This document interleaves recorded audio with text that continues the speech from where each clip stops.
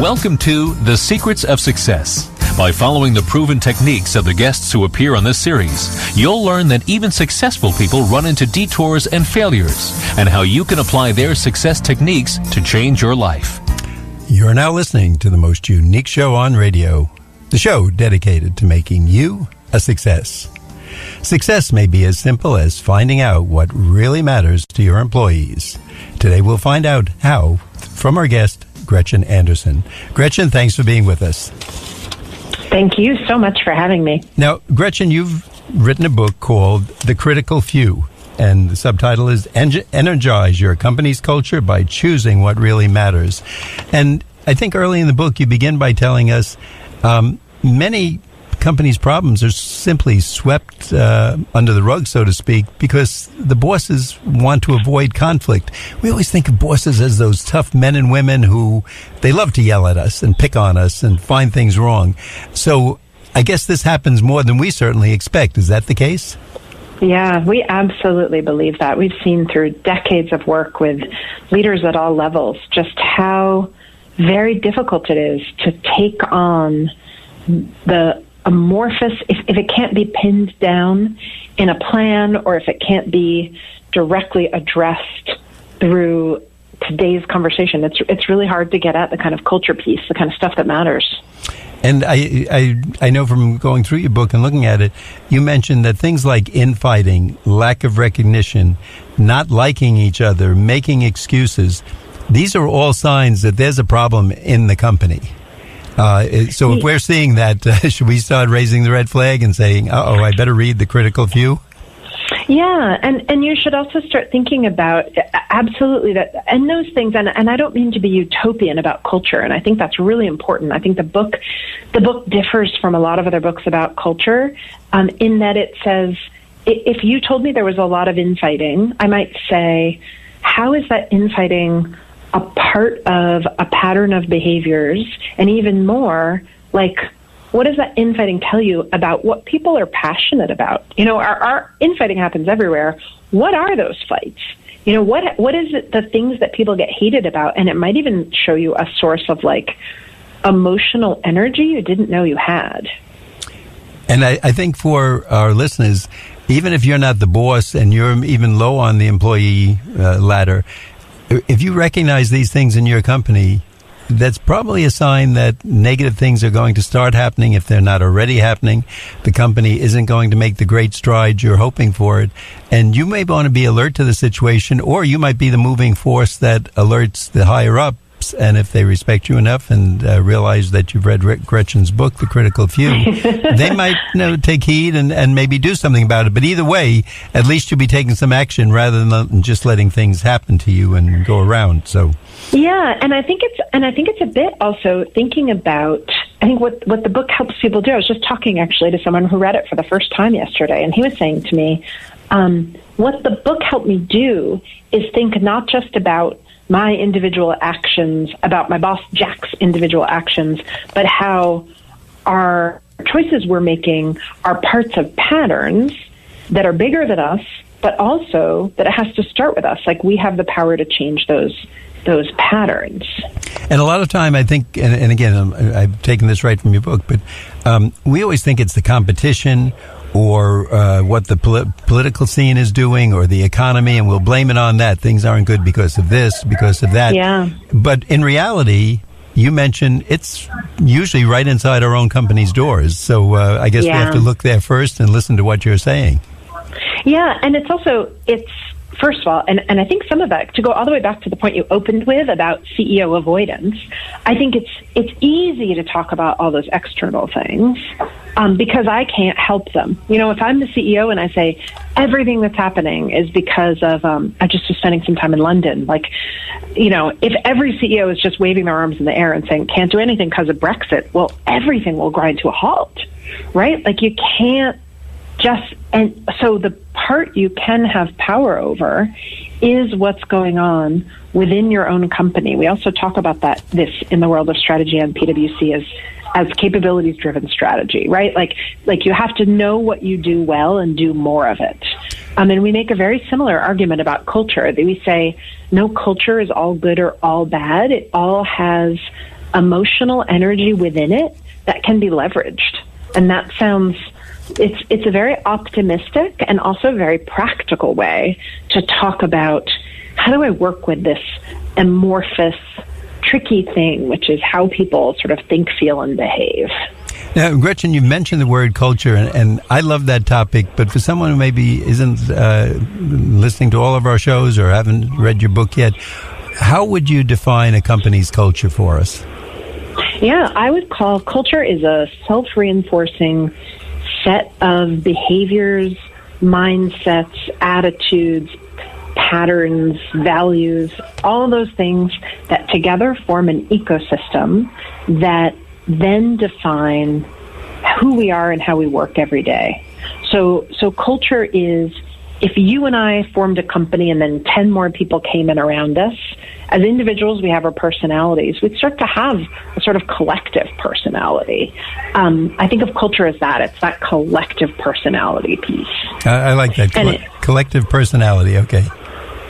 And it shows up, when we try to get something done together. You know, like culture is it's not our offsite, it's not our free snacks. You know, it's like, it's what we do, it's what happens, what are the tacit set of assumptions. If you and I set out to do a project, how much would I feel free to give you ideas, even if you're senior to me? How much would you define what the project was, or would we sit in a room and brainstorm until we came up with an answer? You know, it would be how we did work together. Now, Gretchen, I'd like our audience to know, if they've just tuned in, our guest today is Gretchen Anderson. She's the author of the book, The Critical Few, and she's kind enough to speak to us today on The Secrets of Success on 90.3 WHPC, the voice of Nassau Community College. Gretchen, would you tell us where we can get this book, and is there a website where we can find out more of this information? Absolutely. The book's on Amazon. The website for the book is we are part of the Katzenbach Center, which is a part of Strategy And at PwC. So it's a bit of a mouthful.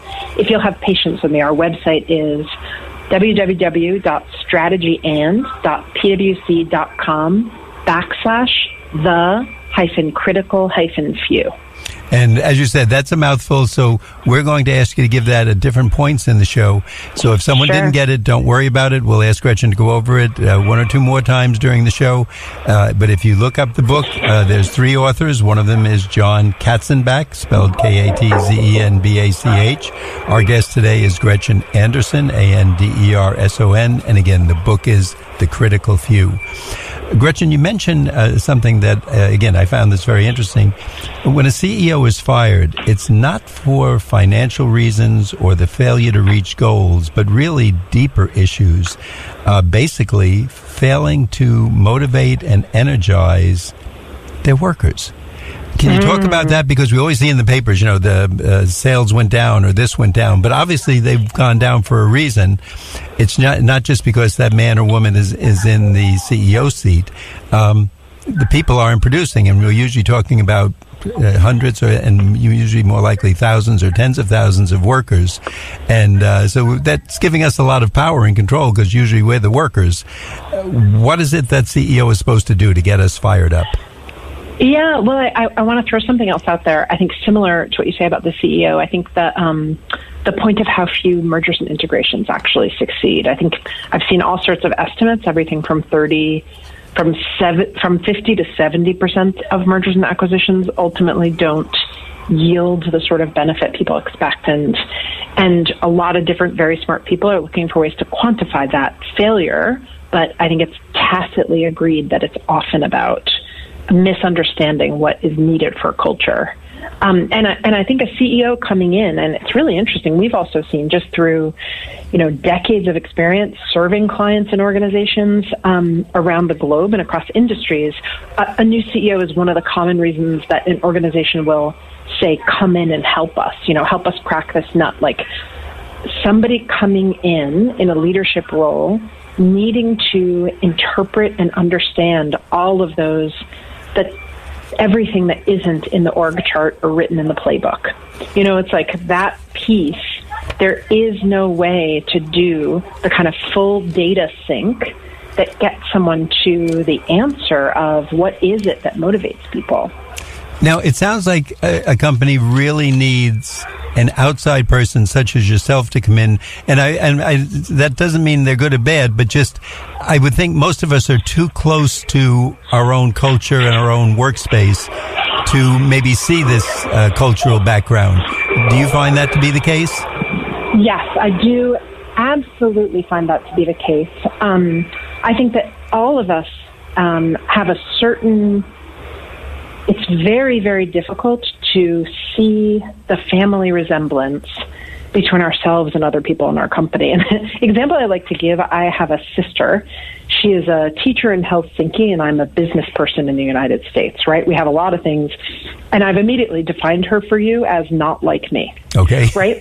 Like I would tell you, I would say if you met my sister, Rachel Thrash, you would see she's taller than me. She, is focused on education. She had kids that are much older than mine. But if you met us, you would be struck. These two women both talk with their hands. They both put their silverware to the left of the sink. Like all the ways that we have things in common, we can't see them. And also, to have them pointed out to us is a source of very real sense of community and sort of pleasure, right? So all of us are part of these subcultures within organizations that define ourselves very much sort of in as antithetical to each other. But the real trick of being able to understand a culture is to see that gesturing with their hands and keeping their silverware on the left side of the drawer and saying, okay, we've got all these things in common. How do we build from here? Now, you asked a very interesting question. I thought, wow, this is such a simple question, but I bet you get interesting answers. You say, have you, meaning, I guess, the bosses and the top people in the company, ever listened to your company's people downline in the enterprise, meaning the more typical workers, like most of us are, the bottom parts of the pyramid rather than just up in the executive offices? One, I'd like to know what kind of answers you get when you ask people that. Yeah. Well, it's a great question. You talk about whenever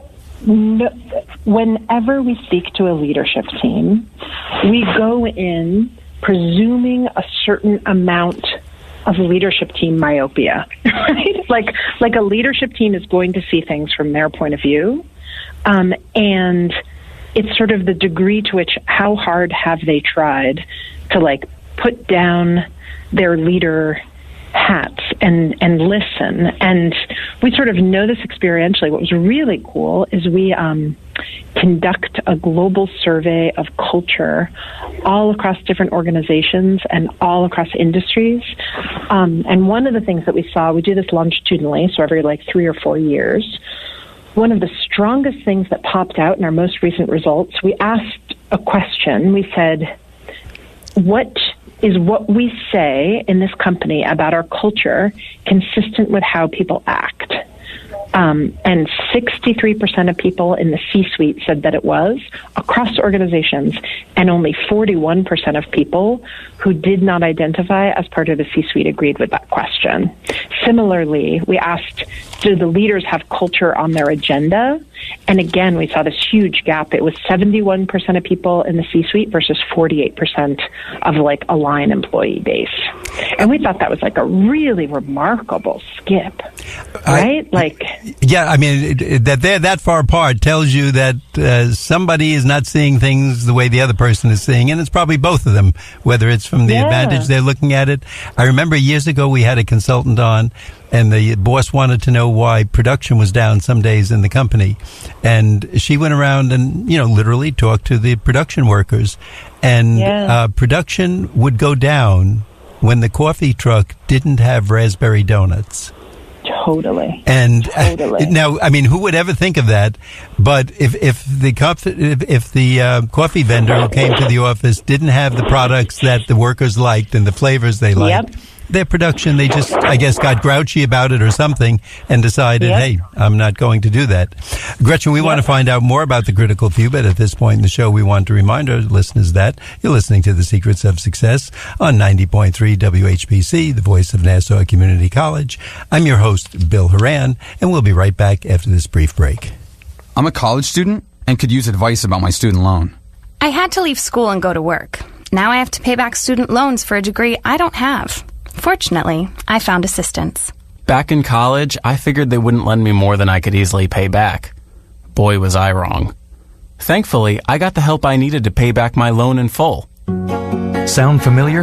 The good news is that student loan repayment options are available.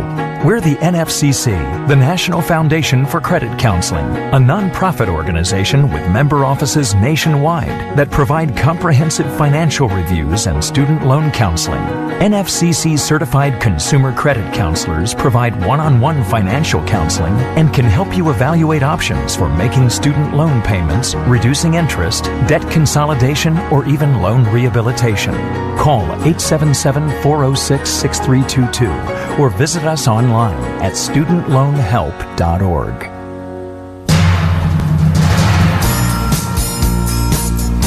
Welcome back.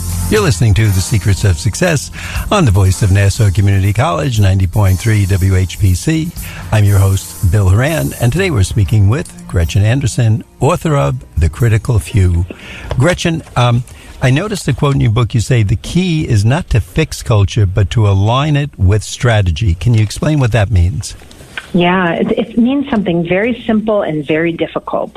It means your culture is a source of energy for your organization, and to walk around and try to figure out where it doesn't line up with where you're trying to go is like trying to sweep sand back into the ocean, right? Like you're not going to be able to change it to fit a form that you see in your mind.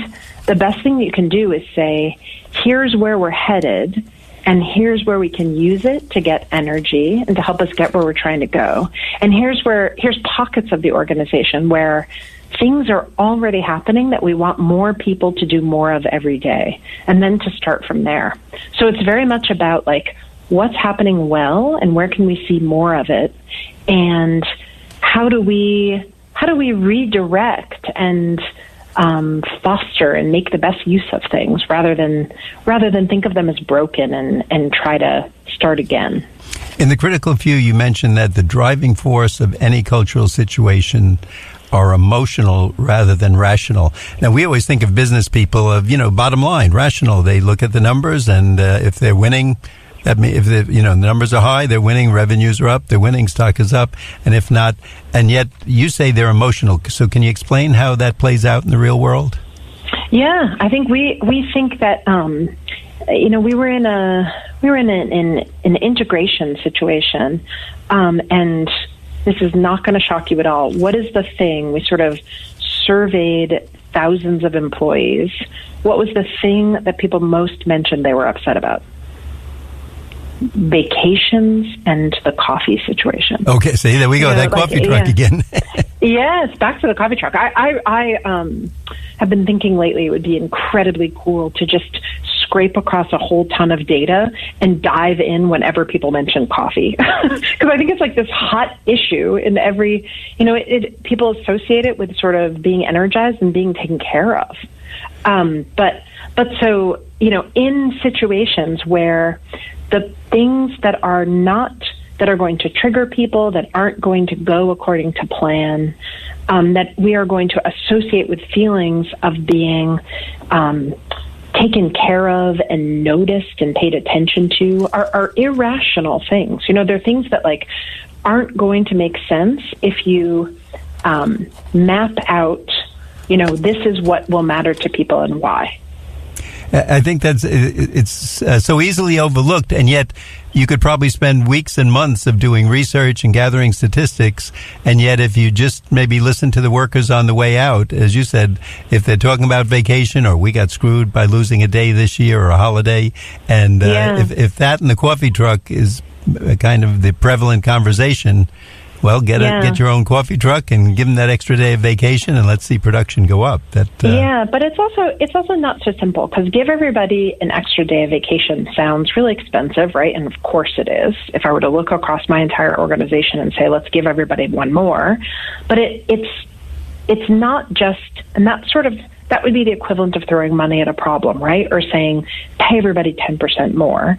If you just do that and it's not consistent with what you're trying to demonstrate, it doesn't, you're not going to get the sort of cultural boost from it. And I'll tell you sort of a positive and a negative story.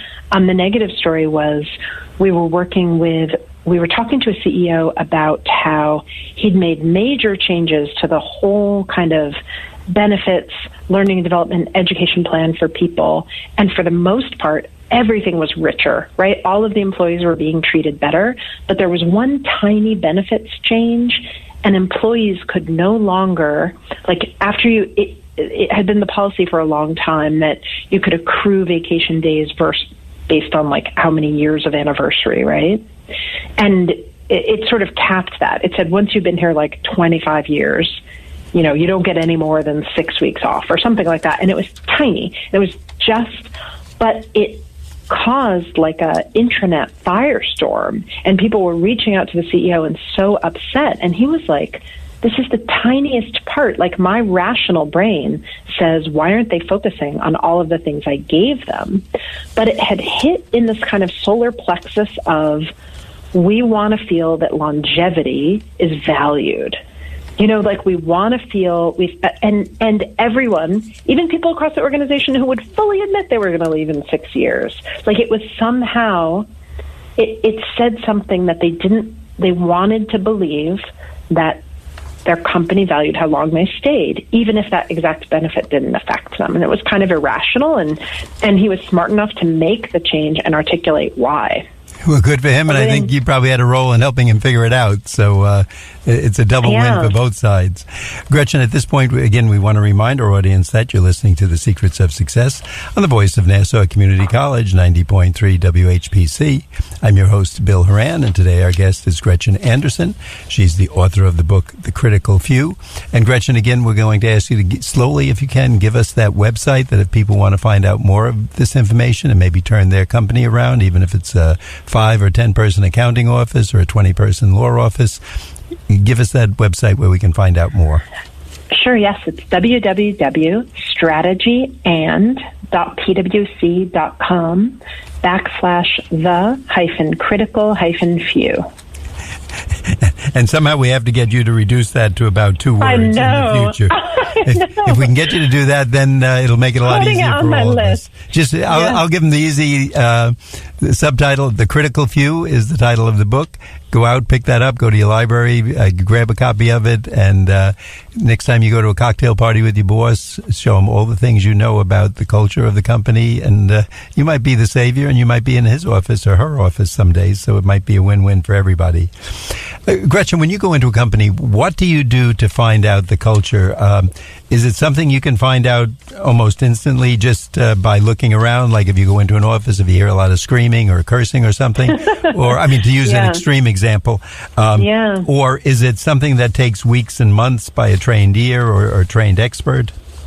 Yep, somewhere in between. I would say, you know, after decades of doing this, my colleagues and I definitely walk in and start, you know, there's things you can tell about sort of the life cycle of maturity in the organization. You know, we were joking in Silicon Valley the other day about the moment when, you know, startups would move from IKEA furniture to the West Elm stuff. You know, like there's always things that you can pick up on, but really, and office layouts say a lot about, you know, what do we value and how do we think about group space, how hierarchical are we? You know, are the nicest places reserved for the more senior people or aren't they? What's in the kitchen? Do people label stuff, or is things understood to be collective milk? You know, like there is a lot that kind of signals, but for the most part, we really would not work with a company that did not let us say, there are people within this organization who have their thumb on the pulse of what motivates people.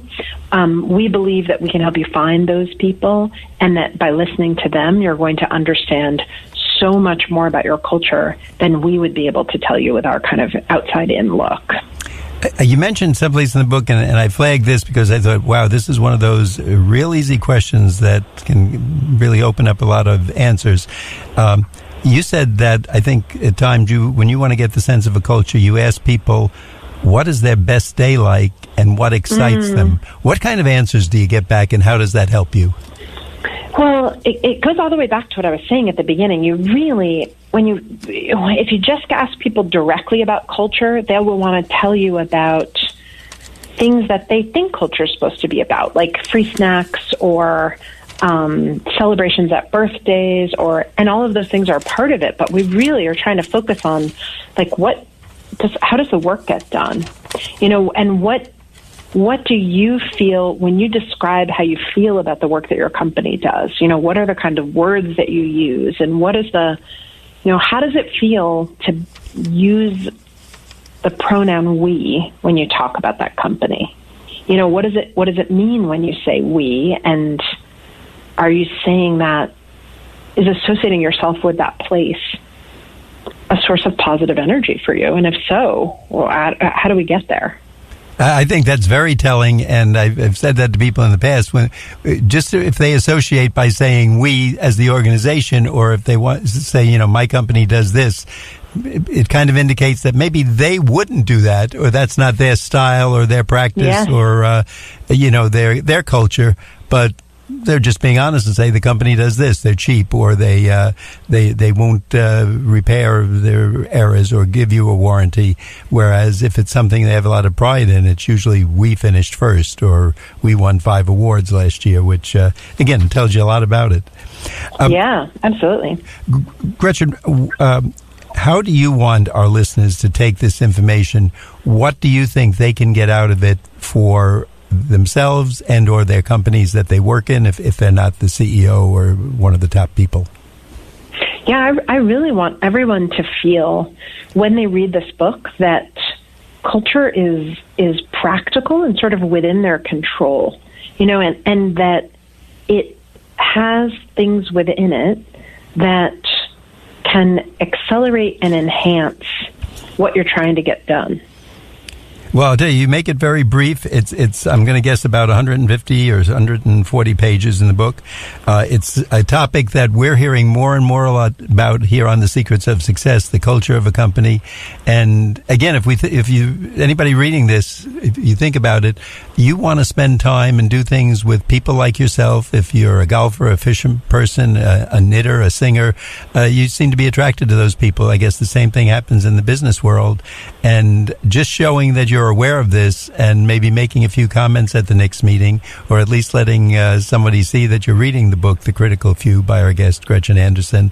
They'll know you're up to date on things, you're sincerely looking to make the company better, and maybe the next promotion will be next to your name rather than someone else. Gretchen, thanks so much for being with us today. Again, I'd like you to give us that website one more time. Sure. Thank you again, Bill. It's been such a pleasure. The website is www.strategyand.pwc.com/the-critical-few. And the book is also available on Amazon easily, and is easier to search that way. Easy enough. And again, remember the critical few. I'll tell you that's going to be a lot easier. And if you want to find out more about the show or listen to it again, you can go to nccradio.org, go to podcasts, and go to The Secrets of Success and look for the critical few. Gretchen, thanks so much for being with us today. We'd like to remind our audience that you've been listening to The Secrets of Success on the voice of Nassau Community College, 90.3 WHPC. I'm your host, Bill Horan, asking you to please join us again next week at the same time when we will continue our journey to success.